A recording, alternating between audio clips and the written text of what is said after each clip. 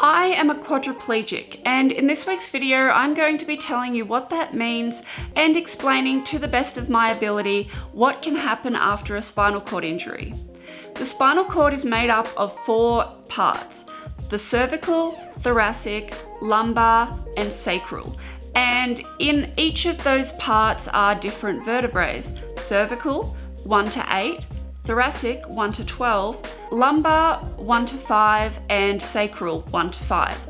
And every single one of those vertebrae controls a different part of the body and what you can do physically. But don't be mistaken, because the spinal cord and the back serve 2 different functions. The spinal cord is what controls what you can do physically with your body, and your back is what protects the spinal cord, sort of like the plastic that protects electrical wires. That is how you can break your back without damaging your spinal cord, because they serve 2 different purposes. But after the spinal cord has been damaged, there are so many different ways that the body can be affected.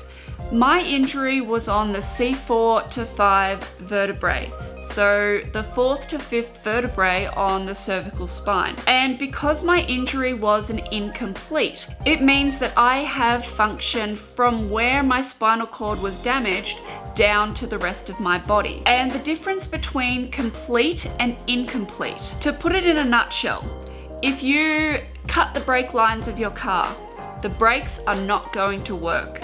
That is a complete.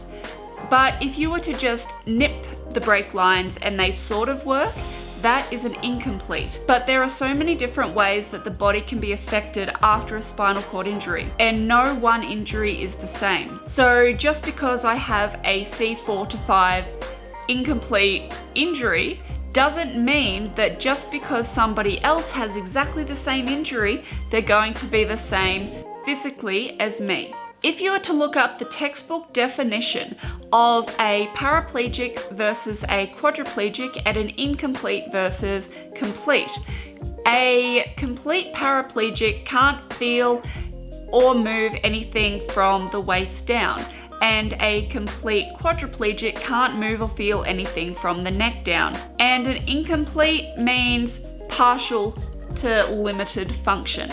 But that is not the case with the spinal cord injury. Yes, textbook definition, that's what it means, but physically, the spinal cord is extremely complicated. For example, I know a complete paraplegic who can't feel his legs, but he can walk. And I know a complete quadriplegic who can feed herself.